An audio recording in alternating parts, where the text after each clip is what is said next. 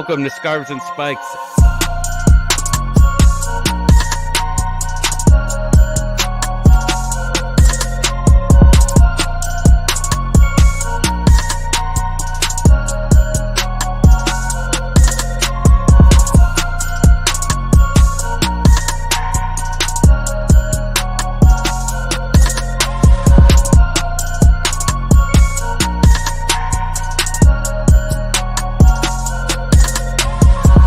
Hello to all the Atlanta United fans. My name is Jurgen Damm, and you are watching Scarves and Spike, an Atlanta United podcast.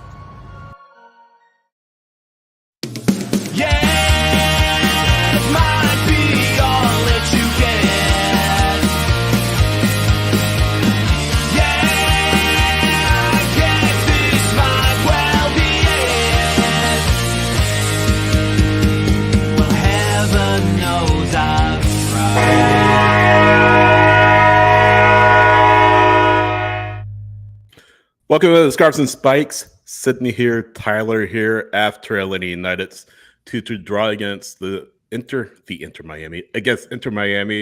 Tyler, how are you feeling? How's it going? I have mixed emotions. Also, what's with the wardrobe change? we went into the intro and you were wearing the 404 kit and came out. Now you're like plain white tee in it. Right. So for those of you listening, I had my I wasn't gonna wear the 404 kit on camera for our live video stream, but decided a quick wardrobe change was in order. So that's not a wardrobe malfunction, man. Right. As long as it's not a wardrobe malfunction, 100%. Yeah, we'll talk about, of course, the match against Inter Miami on Wednesday. Take a look ahead to Saturday against the Red Bulls on the road, as time is really running out, Tyler, for Atlanta United season. 5 matches to go. 2 at home, 3 away, but 5 matches to go before the end of the regular season. We'll talk about that. A whole lot more coming up. ScarvesandSpikes.com. All links at Atlanta United. Patreon.com/ScarvesandSpikes. $1.17 a month. $5 a month, $10 a month. Help support our coverage. Looking to wrap things up. We have a big off season coming up, so we'll be obviously around to talk about that. Also, there's a link to our store. As weather cools off, there's hoodies, there's hats, beer glasses, all kinds of great stuff. All that helps to support our coverage. So all of the information, all of those links are on scarvesandspikes.com. Quick thank you to those of you who came out to our live show before Wednesday's match at the Nest on Four inside the Signature by Hilton. Had a great opportunity to meet some of you there. Ariel was there, I know. Jason was there. A few other folks that didn't really get to talk to a whole lot, but thanks so much for those of you who showed up. Thanks as always to the Signature by Hilton, to the crew at Nest on 4 for their support and for hosting us all season long. Really appreciate you, and really appreciate, again, those of you that came out to see us. And Monday, going back to, we're going to be obviously covering the game as usual. Also going to be adding in kind of some extra MLS stuff. So it'll be Atlanta United, but we're going to be doing some MLS Monday kind of wrap up stuff as we cover up the weekend. And that'll be a show where obviously, again, we're still going to be covering and dealing with Atlanta primarily in the beginning, but we'll have an opportunity to bring on some other MLS podcasters and journalists and folks just from around the league. We're kind of spoiled with riches. We have this one show in the middle of the week, and we so often have MLS guests, which is phenomenal. Right. But we also want to show some love to our podcast buddies, Exactly. And that is an opportunity to do it. And Tommy, I see you. I see your comment there. Happy New Glasses Day, which I can see because I have new glasses. No, but just kind of tagging out that point, we want to give you a glimpse into different voices around the league, not just ours, not just the guests that we bring in, but different voices around the league. So again, that'll start on Monday. Hopefully you'll be able to watch, you'll be able to listen, and give us feedback on how things go. So again, that starts on Monday.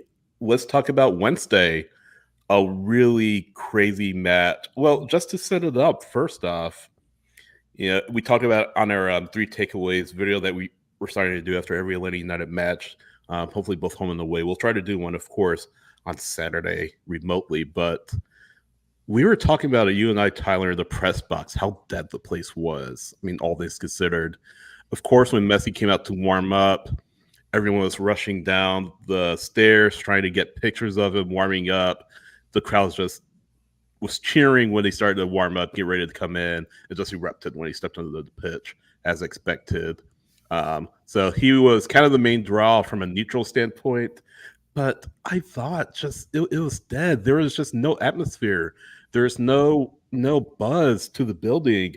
I saw someone tweet on Wednesday before the match, the Messi mania has kind of died off, and you kind of saw that. You kind of felt that, in the first half, it's just kind of flat. Fans weren't really making noise. It was just kind of like a regular Wednesday match. We had one person below us in the press box trying to get people fired up, get people cheering, but outside Kudos of to that guy. yeah, kudos to get that guy. But no, outside of that, just very little atmosphere. Just kind of a picture of how this club has been doing over the past few seasons, really. Then the second half, things just turned upside down. Messi, of course, came into a raucous round of applause. They almost score. But Amador, who was named team of the match day, rightfully so, had a massive goal line clearance, and literally the other end, Mirotic levels it. It was just so wide open. After that. I mean, they could have gone 45, 90 more minutes just in that fashion. I don't think anyone would be upset about it. So to that point, though, and this is what Brad Gazelle was talking about in the locker room, where was this the entire 90 minutes? It's good that they got the draw, a fantastic effort compared to Saturday, though the bar was set kind of low in the first place. But I think we have to talk about, again, Tyler, they turn things on where they're up against the wall, and we don't see that for a full 90 minutes on a regular basis, if ever, this season. And it's really a frustrating aspect of this team. Credit to them, of course, for getting the draw, but that's one of the things that Brad Gazan brought up in the locker room. Why do we wait until we go down 2-1 or almost 3-1 in this case before we start playing? So I guess that's one of the big questions that's kind of overhanging Wednesday night is, just about that. Yeah. Your thoughts? There's a few things. One, the atmosphere. I think obviously the crowd grew into it, but I don't want to negate how the crowd came into the game in the beginning, because we were kind of going back and forth about it in the press box. In the beginning, I think the crowd showed up well. I think like in the first few minutes, I think the supporter section, they were louder than normal. You could hear them much more effectively on our side of the stadium. Of course, you had the one guy down there below us trying to get things going, and he did a little bit. But I think overall, the atmosphere in the beginning was better than it has been. Now, that may just be simply because you have the third level open. But there was a lull, I mean, as much as you can lull 68,000 people or however many were actually there. The first goal didn't help things, but the second half, the crowd should have got man of the match. Yeah. Because I really do feel like this team fed off the crowd. I said it last night on our video, but they could feel it. Everybody in the stadium could feel it. It was palpable, right? Like of course, Messi, when he gets on the ball, he's going to get cheers. Woo, like whatever. I get it. It's the first time most people have seen him in person, which is great. So it's the second time I've ever seen him in person. Yeah, I think it's my first. It's a thing. I think you have to cheer at, right? Just because of the spectacle. But what I did enjoy was that most fans, like 99% of fans, weren't just cheering for Messi to win. They were cheering for Messi as the player that he is, not because they were rooting against Atlanta. Compared to last year, I think you had more Atlanta fans show out and represent the team. You're always going to have your Messi folks. You're going to have your Miami fans, but mostly your Messi folks that are going to show up, and that's fine. I'm not mad at you if you're wearing a Miami or Messi kit, like whatever. But there were less of those than I expected, which is a good thing, because that means that the majority of the folks that did show out were Atlanta. So, and they really came alive. They really came alive in the second half. So, there's that aspect of it. And then how do you look at this game now that the emotion is behind us mostly? You pulled a draw, and it was a fun draw. I tweeted off of Scarves and Spikes at the end of the match, like, it is a crime for this match to end 2-2. Really, like, we were having fun. Whether Atlanta had won or not, that game should not have ended in a draw. But one other thing I think to kind of temper a little bit is you had two teams that were going at it in the final 20 minutes. And Atlanta, the way that they're built, the way that they are at this point in time compared to the way Miami is built and the way they were last night at this point in time, Atlanta's going to have the advantage over transition football every day of the week because of the age and everything else going on with Miami's squad right now. And of course you have the home team, the home fans behind you. That is not sustainable for 90 minutes, but the mentality is sustainable for 90 minutes and should be the expectation every single match day. You can't go run like that for 90 minutes. You'll be dead, but you can bring that mentality as a team. And that's what Atlanta has been missing for the majority of the season.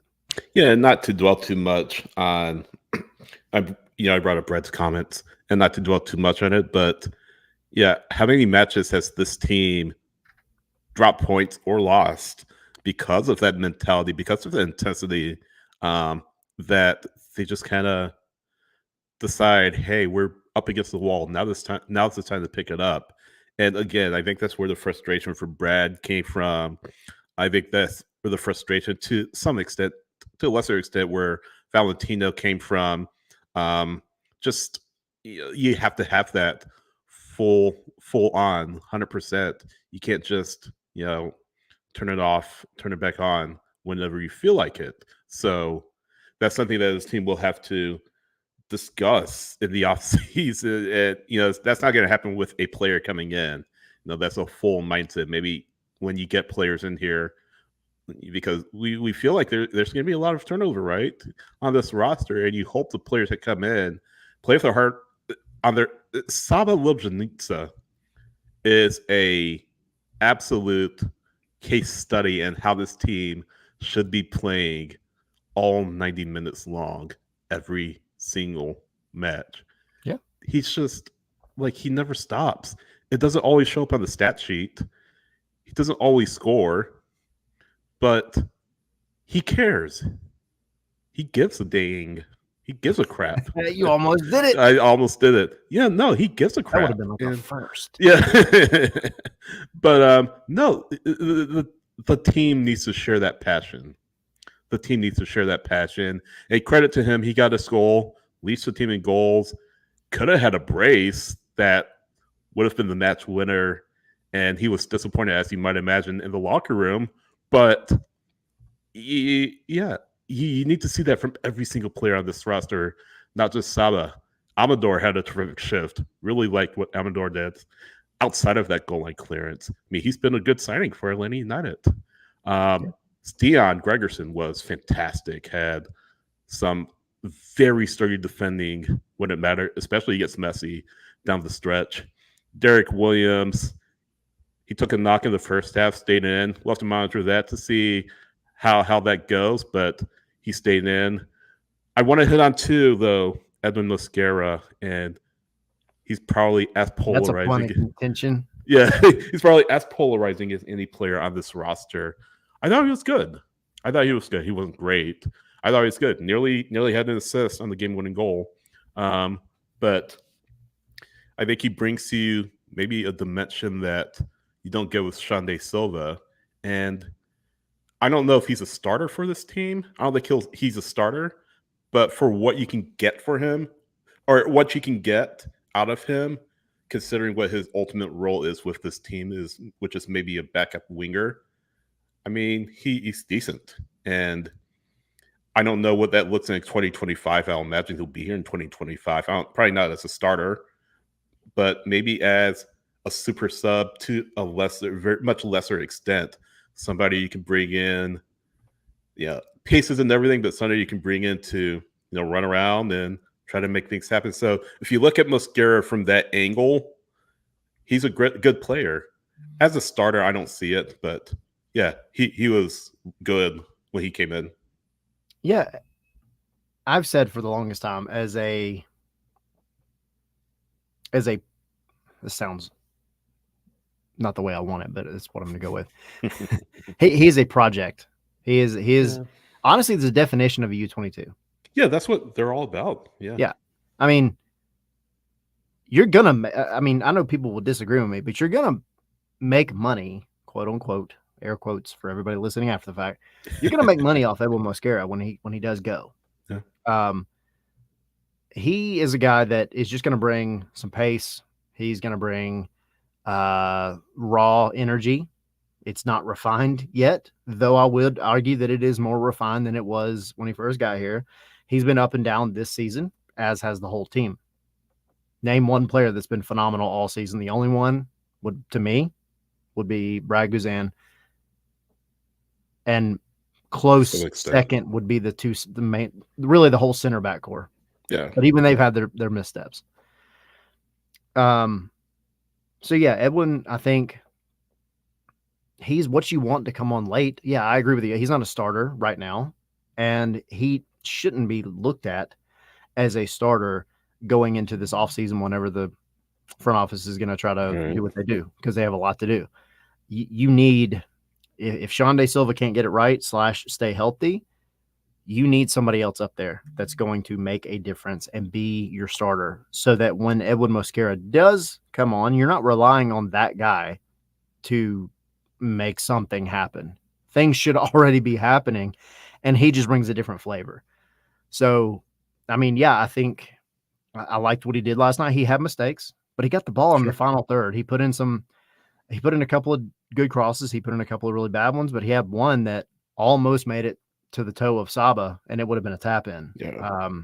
So, I know he's very polarizing right now, but I like Edwin. I have, and is he perfect? No, but again, nobody on this team is right now. So, and kind of to follow that up, he's on the last year of his contract in 2025. He has an option for 26. Yeah. So again, I don't suspect the team will re-sign him.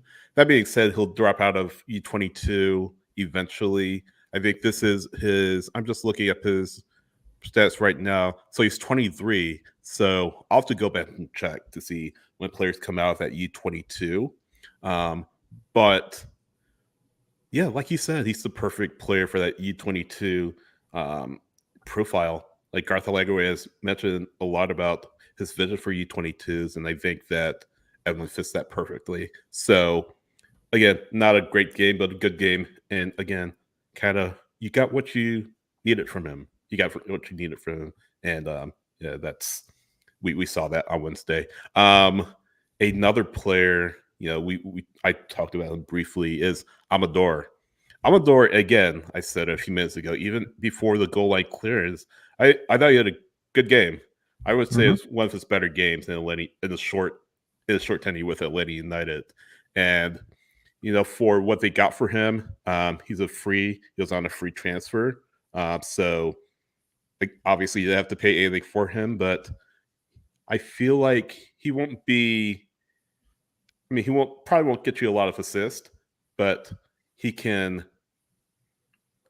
be a serviceable left back, a serviceable MLS left back, and he fits that prime age player that Garth Lagerwey has talked about, and Garth wants players who can be here for the long haul, not just be sold, after 2 years. And I don't think a player like Amador is going to be like a player that you put in the shop window. Just looking at his age, he's 25, will be 26 in December. So right in that prime age group. And the implication is, as he gets to next season, 2025, as he has a preseason with Atlanta United for the first time, the implication is that he's at the stage in his career that he can be a much better player in 2025. He could build upon what he's done in 2024, build upon what he's done in his previous stops, and be, again, a very serviceable left back in MLS. So, yeah, was really impressed with Pedro Amador. And I think the question is, A, can he maintain it throughout the rest of the season? But B, is this something that he can bring into 2025 as well, considering what they brought him in for, which is a free transfer. So I think if you could get a good return on that, you'll be in a really good place. Like we don't have his budget number as of yet. They'll be released with the fall budget salary numbers, but he's been worth, I assume, what Atlanta United is paying for him. I don't think he's a TAM player, but very low TAM, but he's been worth what I'm sure Atlanta United is paying for him. Yeah, right? I mean, I think he's been really good. He's been a guy who has truly impressed me with his 1v1 ability. And I'm not saying that to say that he's absolutely won every single duel or anything like that, but he's been very good at them. But his ability to step into a challenge and time it perfectly is phenomenal. Like, it is second to none. That guy, he knows when to poke the foot out and poke the ball away. And you see defenders, you could watch defenders their entire season that aren't comfortable doing that in many, many games. This guy does it multiple times a night, and he's good at it. He knows the line, and somehow he toes right on the edge of it and never no yellows into foul. That's what I'm saying. No yellows. He's very clean, very impressive. And you mentioned the assist thing. I don't know. A lot of it's going to depend on how this team gets built going into 2025. Sure, but look at last night as an example. Pedro Amador's taking free kicks, which should tell you something about what he's doing in training, right? Which we've mentioned on here before. But also, like, that's a big deal. Left-footed guy, naturally left-footed guy. Everybody's going to look at the play last night that led to the Miranchuk goal.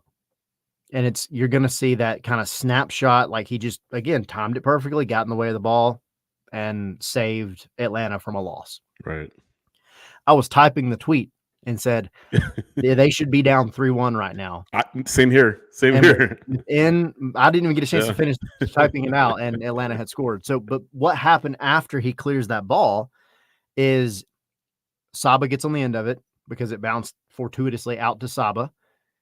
He dribbles a little bit, and Pedro immediately turns and starts running to catch up with Saba.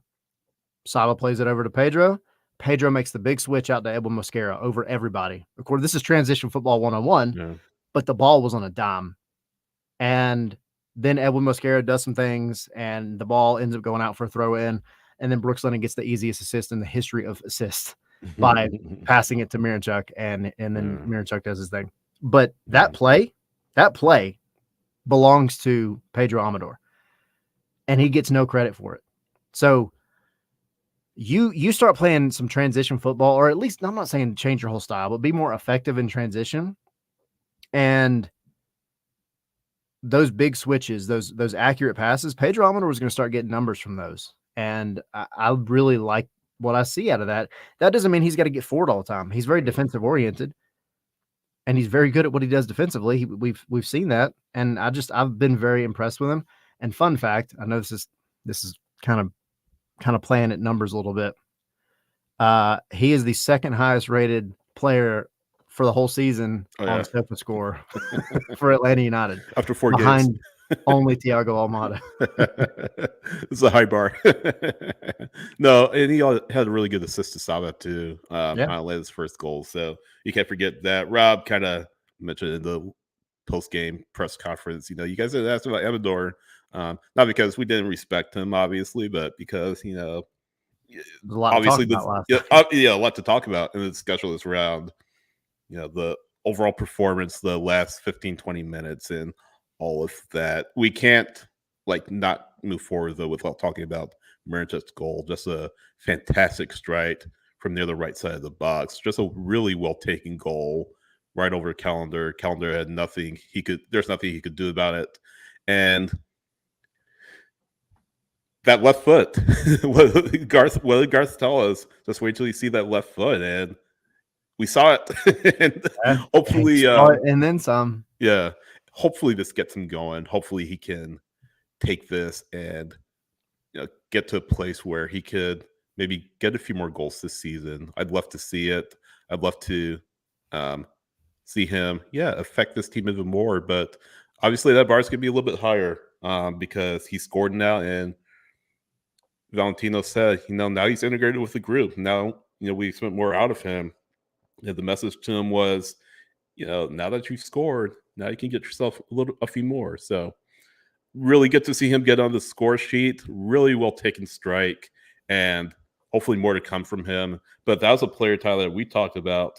We're going to need to see him get things going sooner rather than later. And again, hopefully this goal scored is the first of many, maybe not so much goals, but the first of I'll many take goal those all contributions. day. Yeah, absolutely. Me too. But hopefully it's the first of many goal contributions for not just 2024, but 2025. And again, super goal. Really well taken. More to come, hopefully. Go vote goal of the week because it deserves it by far. Really quick, I'm just going to hit on what Milan said in the chat. Said, this is talking about Pedro, going back to Pedro. The fact that he played after getting roughed up last match earned a lot of respect from me. 100%. Because I think a lot of folks were thinking after what happened to him on Saturday that he wasn't going to play.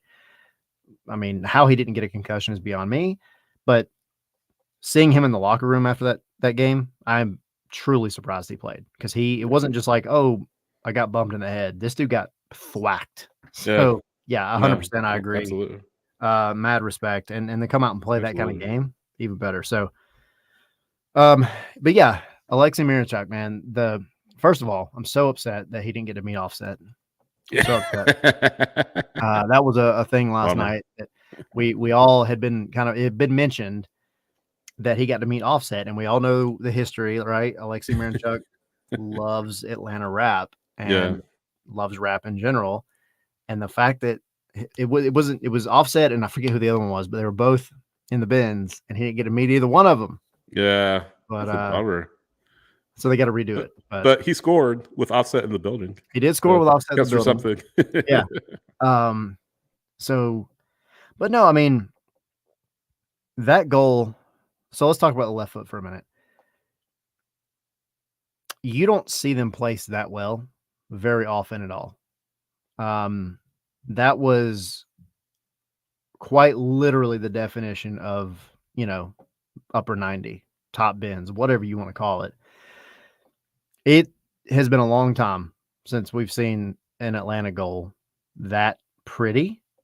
And you just in general, you just don't see goals that hit that corner that effectively often, and especially from that angle. I mean, this is across the face of goal and over I don't know how many Miami players. And then, Drake Callender had nothing to do. And so it was just, and he makes it look, this is what sticks out to me. He makes it look so effortless. Yes. His shots and his passes, they are not screamers. They're not bangers by the definition of the speed. They are fundamentally well taken strikes. The technique is almost perfect. And Milan, I was kind of leading up to that a little bit. He said it looked like an Almada goal. The closest thing in terms of the location, and I'm not trying to compare what it was and all that, but the location reminds me of the goal against, was it the Rapids last year? That one from 35 yards out that Almada took. Yeah. And it just kissed the inside of the bar. Yep. This one was, again, totally different circumstances, but the way it just kind of floated in and hit that upper 90 was just perfect. And he doesn't even look like he tries when he takes these shots and makes these passes. It's just you see him setting up for it, and he just kind of eases his foot through the ball, and it just floats and it floats and it floats and it curves and it curves and it goes. I mean, it's amazing. And if he can channel that often, and then Atlanta makes the right moves in the offseason, you're going to be looking at a pretty fun attack next year. Thank you, Ariel. So So he is up for goal of the week, as you mentioned, Tyler. I do regret to inform you that Anderson Julio had an outrageous goal for RSL against Whatever. FC Dallas, but that's irrelevant. You guys know what to do. Uh, flood the no, I'm not gonna say flood the vote box because that's not fair to the other teams. But you guys know what to do. You guys know No, what go to do That's it. all I'm shameless. Go do it. So I guess any final thoughts about the match on Wednesday Yes. before we kind of turn the page to Red Bulls? There's one other thing. We're down in the locker room last night, right? We talked to a few different players. Brooks Lennon was on his way out, and everybody's telling him, like, good job, whatever. And he mentions the assist record. Yep. His motivation. Yeah. I'm kind of learning. I feel like Brooks Lennon. I feel like his motivation is very much like himself. Like, not to sound like a douchebag. Like, I'm just saying, like, some people are motivated by their own personal, gain and their own personal accomplishments, which is fine. And he mentioned the numbers, the assists, and he was like, man, he was like out loud talking, like, I know I'm close. Like, I'm like 1 or 2 away. Right. And everybody's like, I don't know. I think you're pretty close to the all-time assist record for Atlanta United. That's what he was talking about. Well, I looked it up. He's close, not as close as I think he thought. He is, unfortunately, that freaking guy, Julian Gressel, man, that guy's got it. But if Lennon is here next year, I think Lennon surpasses Julian Gressel. It would be very tough to do this year. But Brooks Lennon is at 30 assists in MLS. Julian Gressel, 30. Yeah, Julian Gressel's at 39. And actually, Brooks is still 1 behind Thiago Almada. Doable. It's doable. It's doable. It happens this season to get into second place. I hope. Yeah. I mean, it should. So I think he's on 33. Actually, I just is that 33 all time? I think he's on 33. Is that regular season? Competitions? Regular season. Where are you seeing the numbers? I'm on MLSsoccer.com. So okay, maybe they update their crap better. I don't know. So, but no, I mean, we've talked about this season. We've talked about his contract. Is coming up next year. He's has an option for 2026, and we talked about we'll need to see more from him. He got the secondary assist on Wednesday against Inter Miami, but he I think he'll admit even to himself that he has to have the best season. After what happened last season, that's a high bar for him, and they were talking about maybe he gets a look with the U.S. men's national team. I don't know if that happens right now, but I feel like next year is a really prove it year for him above all else. I think he understands that. I think he knows that he very well could be moved on for all we know. Like we mentioned the other day, he's a West Coast guy. Maybe, San Diego FC, would love a right back like him who maybe wants to move a little bit closer to home. So I don't know. Maybe San Diego makes LA United an offer he can't refuse. We'll have to see. I have no idea. I have no inside knowledge. But if he is here in 2020, same. But if he is here in 2025 on a contract year, I think he understands. I have to be better, and I hope he does. I hope he does be better. And he's a player that maybe is another that could be around for a while, like Garth Lagoy said. Again, in that prime age group, 26 years old, he'll be 27 next year, or 27 in a matter of weeks, actually, matter of days, actually. So, that's a player that I'll be keeping a close eye on, provided that he's here in 2025. This Brooks Lennon, along with a lot of other players. But I think that's it for Inter Miami. And another match on Saturday, Tyler. I guess the Red Bulls. Man. They're coming quick. Red Bulls, as we kind of turn the page, they have 5 matches remaining, and they've just been in a tough way. Not as bad as Nashville, but 1 win in their last 9 matches, 1, 2, and 6 in their last 9. So they were in a good place. They were really in a good place. They were in 4th. I think as high as 4th. As high as 4th. 1, 2, 3 is like out of sight right now, but they've fallen out of the top 4, and they have just struggled to get wins. Gerhard Struber, their head coach, has talked about not Gerhard Struber. That's last year. I was about to Xander say, Schwartz, like, dang, yeah, what year we in? Xander Schwartz has talked about, we need to get wins. We need to get wins, and they haven't been able to do that. Their last 4 matches, August 24th at Charlotte 1-1, home against the Union 2-0 loss, home against Sporting Kansas City 1-1, at Chicago 2-1. That's a bad loss for them. Chicago nowhere near the playoffs at this. Well, maybe, but at this point, probably farther away from the playoffs. Far away from the playoffs at this point in time. But yeah, this is a team that kind of like Atlanta United. They struggle to beat teams that they should beat. They should beat Charlotte. They should beat Philly. Kansas City, they should beat. Charlotte, Chicago, they definitely should beat. But then before that 4-match stretch, they go up to Cincinnati. Granted, they're missing some pieces. Cincinnati, they win in Cincinnati, or they win at home against Cincinnati 3-1. There's their last win. But they're going to be in the playoffs, but I would be very cautious of New York City because then, if I'm not mistaken, that 4 or 5 matchup right now will be Orlando, New York, and Orlando would, I'm sure, if the season today, truly fancy its chances against the Red Bulls at this current point in time, considering the form of both teams. Orlando, by the way, on 3-match win streak, but yeah, I feel this is a match that Atlanta United can't take lightly. We saw it against Nashville. We said that last weekend. Yeah, I said that same thing last year. But no, we saw it against Nashville, man. Just this team just needs to put together a 90-minute effort. They didn't do it against Miami, got away with it, got away with the point. They need to do it against Red Bulls, and maybe they see the points and say, hey, Red Bulls are way up in the table more than we are. Maybe that motivates them. I don't know. But yeah, I feel like it's a winnable match. And I know we'll get to predictions a little bit later on. But, considering the way Red Bulls have played recently, I feel like Atlanta somewhat should fancy its chances to get a win. They need wins. They need wins, right, to get back firmly into this playoff race. Look at the standings. Philly's in 9th, 33 points. DC is 10th and 33 points, but Philly has the lead on goal differential at this time because they're tied with wins, and Atlanta United's 1 point back.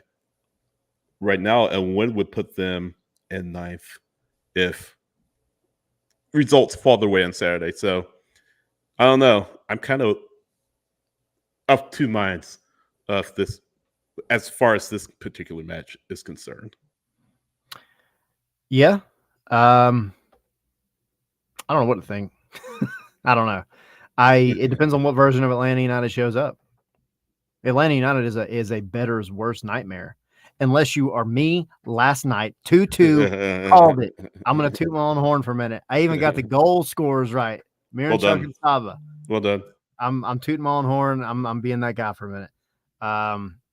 Nostradamus over here. All right. Anyway, I have no idea what's going to happen this weekend. Who knows? I think I said it in the pre-match show yesterday with the personnel that Atlanta, I hoped was going to bring out last night, and they did mostly. And Ariel, yes, you were so close about that 2018 goal call. You needed Dax in the beginning to settle things in, right? Yep. You need Tristan Muyumba against Red Bulls. And I say that because we all know they're going to press. Sometimes effectively, sometimes not, but they're going to press. And you have to be able to play through traffic. If you don't, you're going to have to resort to playing over the top. And you don't have anybody. Jamal Tiare does okay. He's been better getting on the end of the ball, but then, you got to have the final product. Those are your 2 options. Tristan Muyumba is better on the ball in the midfield in terms of tight spaces, making quick passes, things like that. Jay Fortune is incredibly effective and playing well beyond his years right now. Right. But he's not the guy you need against a team that's going to smother you, because Nashville weirdly enough, pressed him heavily in that game, and he did struggle a little bit. So I think you need a guy. I think you need a guy like Miyamba just to kind of help make quick passes, play through the crap that Red Bulls are going to bring, especially in their house. But well, I feel like this might be a little bit of a different Red Bulls team that we've seen in the past. I mean, they traditionally, as we know, like to press. They value possession of the ball, but I feel like this is a little bit different team. I mean, they scored 45 goals this season. I mean, they're not traditionally, to my knowledge, a high-scoring team. As compared to last year, they scored 36 last season and barely got into the playoffs for more or less. They scored 50 in 2022, so it's a little bit different team than we're used to. So, well, last year, it was they're always going to play that high pressing style, and last year they did. But they've had nobody that can finish chances. That's the problem, and you can win the ball over all day. Atlanta's kind of had that problem. They actually do pretty well winning the ball back in halfway dangerous spots, but you don't have anybody that's going to go up there and finish the chances, because typically when you turn the ball over in a fortuitous location, your striker is going to be the one scoring the goal, because that's who's going to be up there. It's not going to be your number 10, right? It's not going to be one of your wingers necessarily. And Atlanta just hasn't had that kind of finishing capability this year, but neither has Red Bulls. And I mean, you look at their record, they love to draw. Like not crayons, but they love to make, they love draws. And yeah, they do. I think that's the thing going into this match. You have to give them credit that they are where they are, because they at least get something out of games, as opposed to Atlanta, where you're either doing some weird stuff and winning when you shouldn't be, or you're losing when you shouldn't be. Last night was, some people say it felt like a win, some people say it felt like a loss, but you're not having a lot of those this season. The Red Bulls are getting points, not many, but they're getting points, and they're comfortably in the playoffs. So yeah. But if you're Atlanta United, I mean, you can't just settle for 8 point. No, not again. That's going back to what Brad Guzan was talking about. Red Bulls have a little bit more margin. Up against, yeah. No, I get it. I was gonna say Red Bulls have more margin because they're in the playoffs if the season ends today, right? With Atlanta United, they're not afforded that same margin. I mean, there's a world if they get a point on Saturday. I mean, there's a world where they are 9th place, depending on what Philly do, depending on what DC do, right? But that rope that you have is very, very slim. And that's especially considering, again, you have Red Bulls on Saturday, but then you have a 6-pointer. Well, essentially messed with a 6-pointer against Philadelphia that if you beat them, you could potentially jump over them in the standings. Then you have Montreal, who's below you, trying to make headway. That could be another 6-pointer at home for you. Red Bulls again at home, and then Orlando to close out the season. So we're well into 3 points or bust territory with this team. If this team misses the playoffs, they'll look back at matches like to some extent Miami, where it could have been 3 points. But you can throw out so many more examples of, oh my gosh, this team should have won. This team should have blown this team out of the water. And I don't want Saturday to be just another match where, okay, we're lucky that we got a point. I'm not saying that's what they're going to say, but I have a feeling that if they lose, this is going to be one of those matches where, or if they draw, this is going to be one of those matches where we say, this really was sort of winnable for Atlanta United, considering what's going on right now. I'm not saying Atlanta's a better team than the Red Bulls. They aren't at this point. But, I mean, like I said earlier, you kind of have to fancy your chances against them. Granted, you can't win on the road. I mean, you've proven that you have just 3 wins on the road. New York has just lost 1 time at home. So those are factors, but screw the factors. This team doesn't go by factors. I know. Yeah, exactly. But maybe you sneak out with a win. Maybe you got a 1-0 win or something like that. I mean, that's better than nothing. I mean, it doesn't matter how much you win by or how low you win by. If you win, that's 3 points regardless. So maybe that's the mindset this team needs to get in. Hey, if we nick a goal, maybe we can keep this scoreless for a while. nick a goal and then just try to suck the life out of it or something like that, maybe that benefits them. I would love to see them get an early goal to really put the pressure on Red Bulls, because Red Bulls are, again, in a tough way. Yeah. They need 3 points too to really get themselves back into the top 3. And another big match. They also have a lot more rest, which is Yeah, they unfortunate. didn't play Wednesday. It would be preferred that the high pressing team is already tired when the opening whistle happens. Yeah, I mean, Andrew said that match felt like Five Stripes went Ultra Instinct. I appreciate the Dragon Ball reference. I always appreciate a good Dragon Ball reference. I feel the same way.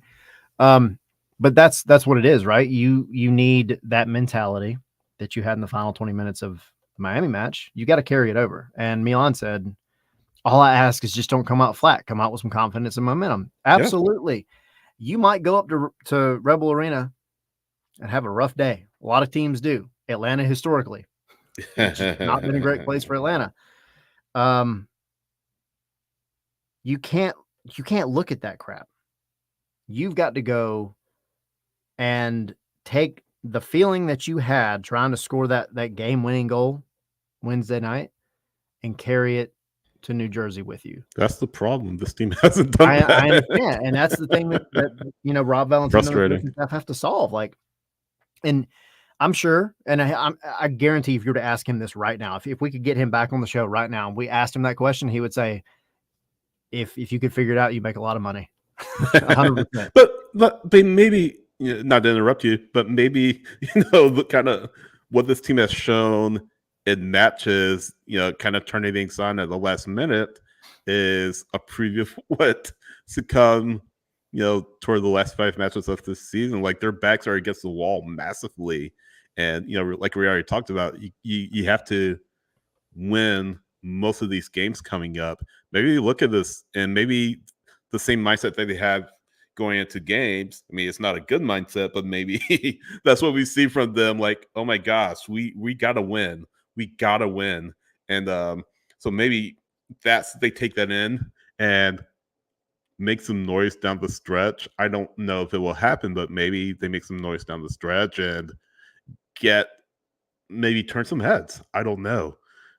But again, you have to have 90-minute effort against Red Bulls, 100%.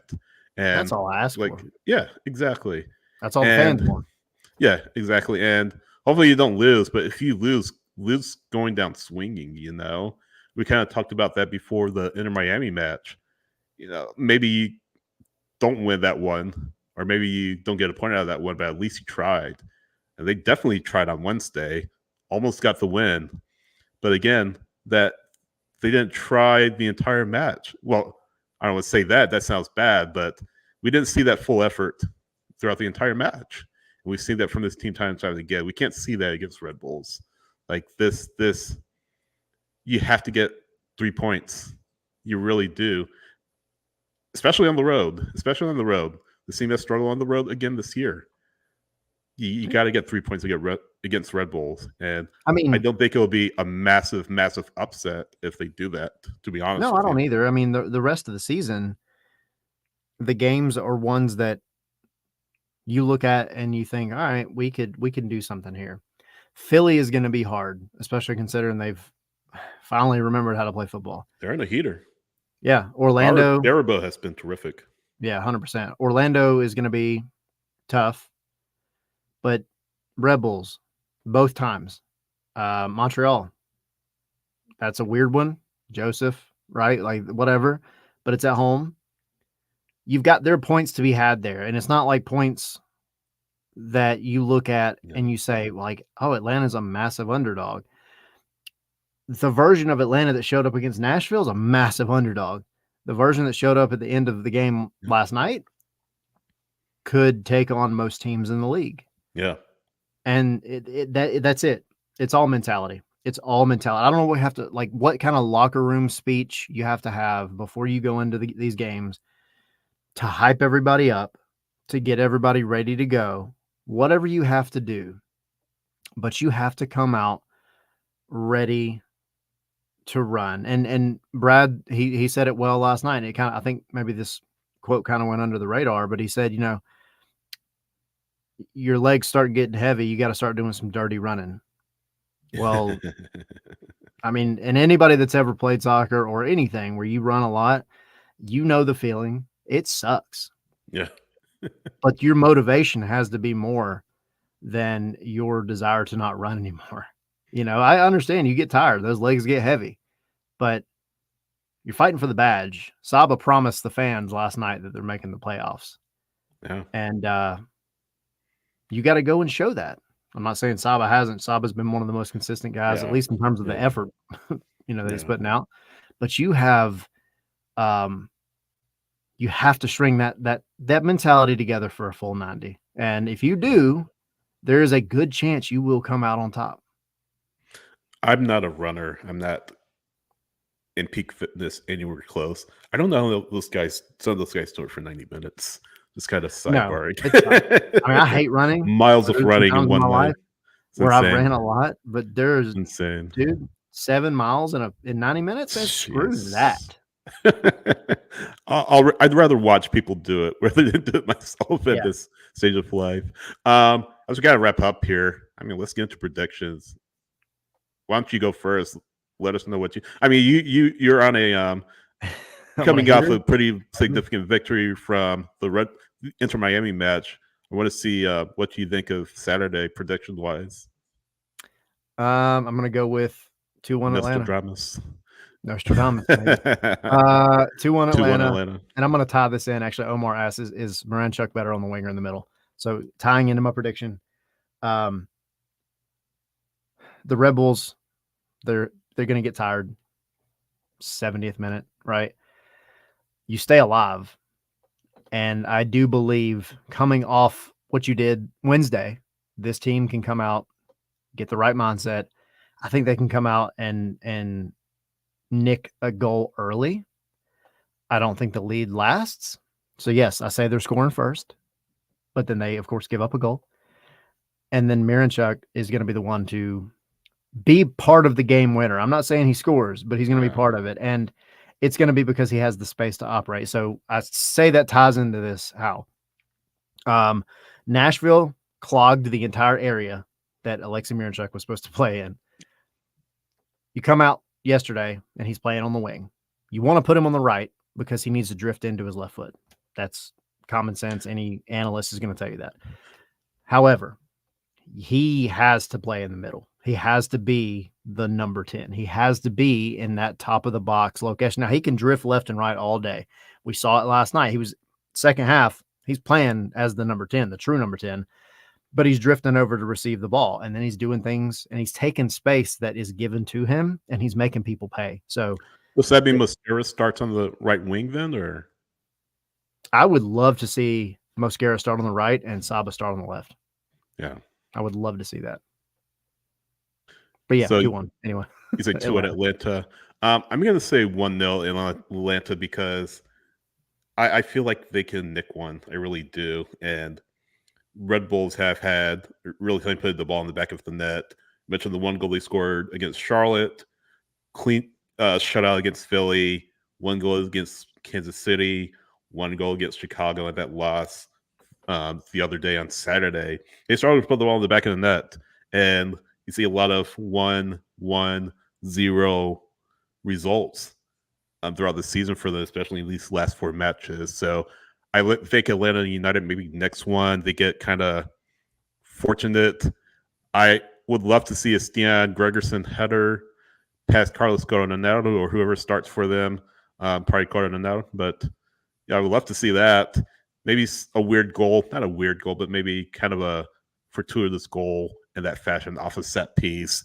But I think they do nick one. I think they managed to come out of Red Bull Arena with a victory, 1-0, and set yourself out for a really big 6-pointer against the Philadelphia Union coming up next week. So, yeah, 1-0 Atlanta United getting the win. I'm saying that at my own peril. Now, watch this backfire on me pretty badly. But well, as long as both fires don't backfire, then we're good. But Yeah, exactly.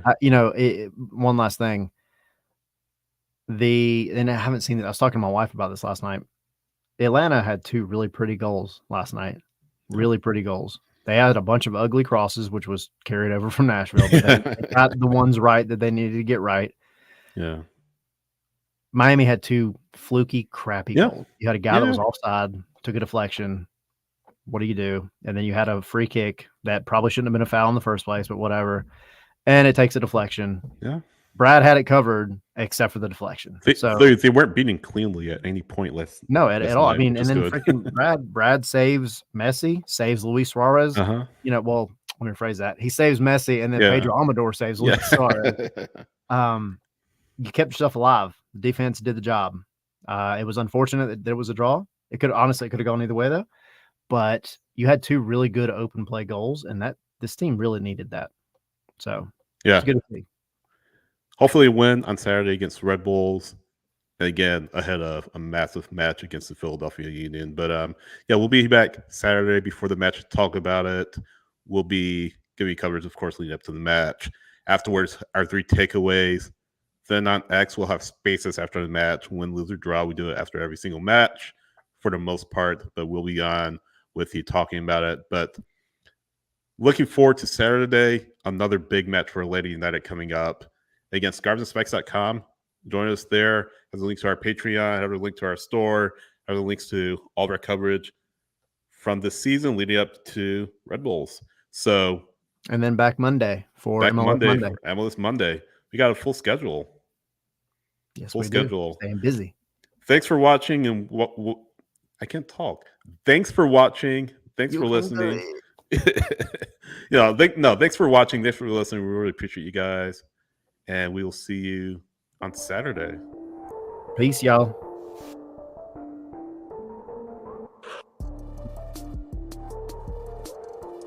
And a cookie. What about a cookie? He needs a cookie. Who needs a cookie? You were Pedro Almodovar. Low-key man of the match, man. Low-key man of the match. Team of the match day. Yeah. Along with Miranchuk, who was on the bench. How often do wingbacks make team of the week? That's a good question. Not often. Good for him. Yeah. Hopefully more to come. Yes. Thanks, everyone. Peace, y'all. See ya.